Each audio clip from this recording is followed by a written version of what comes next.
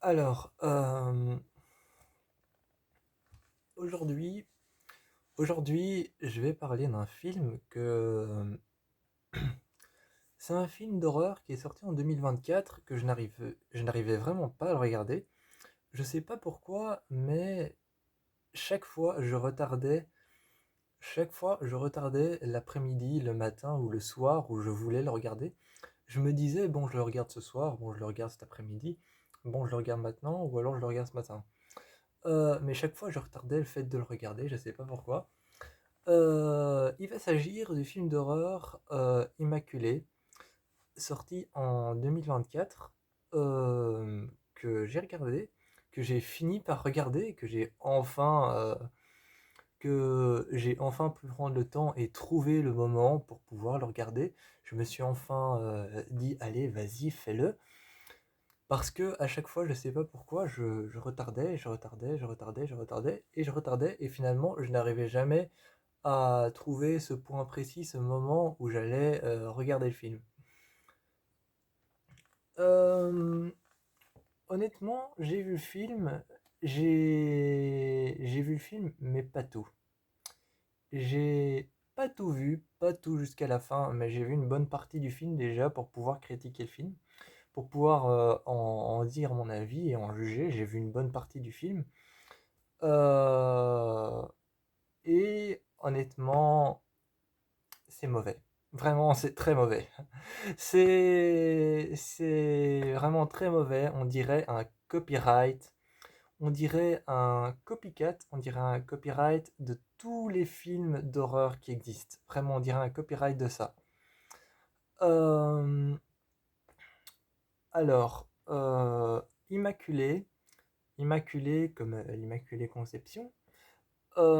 C'est un film qui parle de Cecilia, une religieuse, une jeune femme américaine, une religieuse américaine qui, euh, qui s'entête à faire un voyage et à partir en voyage euh, dans un couvent en Italie.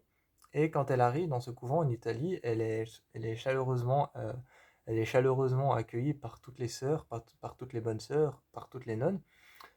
Jusqu'à ce qu'elle découvre qu'il se passe des choses étranges, qu'il se passe des choses curieuses dans ce couvent. Et elle va essayer de fuir ces choses curieuses et se rendre compte que ça va tourner un peu à l'horreur. Alors, déjà, il y a ce passage où il y a ce passage où il y a une bonne sœur qui se jette du haut d'un toit et qui s'éclate la tête par terre. Mais elle se jette justement au moment où personne la regarde. Donc elle se jette du haut d'un toit, du deuxième ou du troisième étage, mais au moment où personne ne la regarde. Ce moment-là, on le retrouve dans Damien la Malédiction, qui vient de sortir aussi.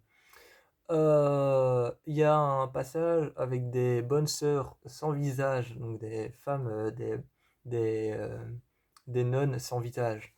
Ça, on l'a retrouvé dans La Nonne 1, parce qu'il y a le 2 qui est sorti. Euh, Il y a un passage où elle est enfermée dans un tombeau et au-dessus, t'entends les gens parler, t'entends les bonnes sœurs parler ou réciter une prière, je sais pas trop quoi faire.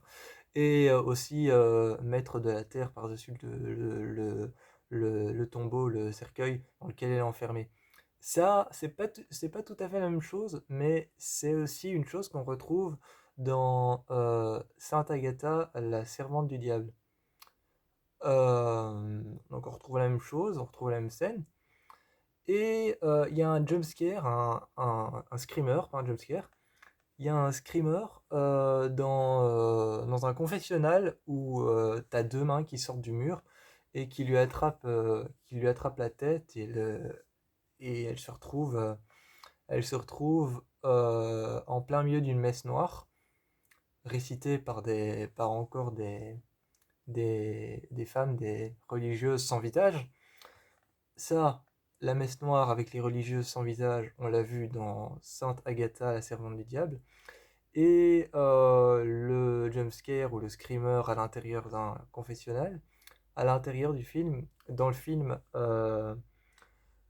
La Chapelle du Diable. Donc voilà, donc en fait il y a que des trucs qui existent déjà, qui ont déjà été vus dans les films. Aussi, au tout début, le film commence par une petite introduction qui doit sûrement se passer tout à la fin du film. J'ai pas vu le film jusqu'au bout, hein, je vous l'ai dit, ça a fini par me saouler, donc j'ai arrêté. Mais une introduction qui est sûrement qui est sûrement un flash forward, donc quelque chose qui se passe dans le futur, quelque chose qui s'est passé avant. À un moment, tu la vois prendre la fuite et sortir du couvent, poursuivie par quatre nonnes qui marchent derrière elle. Et, euh, et en fait, c'est justement une image de la fin, en fait, une idée de la fin. Et où tu vois la victime courir et s'en aller pour justement ouvrir le film. C'est quelque chose qui a déjà été fait dans le film en 2021, si je ne me trompe pas. Si je ne me trompe pas, en 2020 ou 2021, mais dans le film The Turning, par les réalisateurs de Conjuring et It.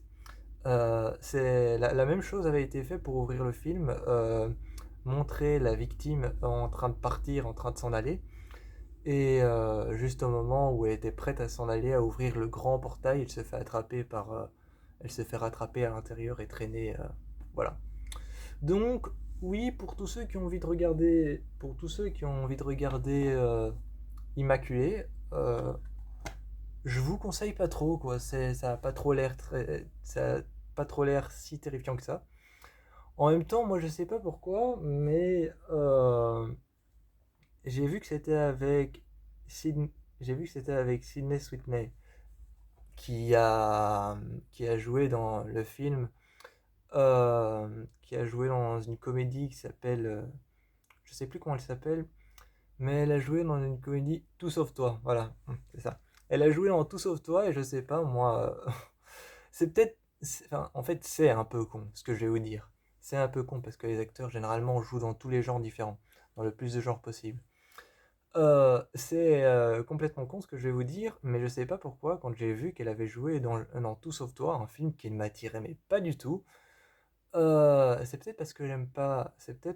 Parce que j'aime pas l'acteur Glenn Powell. C'est peut-être à cause de ça, et qu'il a joué dans ce film.